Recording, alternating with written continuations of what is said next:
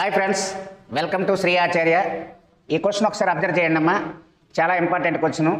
Factors affecting by transpiration, బాష్పోత్సేకాన్ని ప్రభావితం చేసే కారకాలు.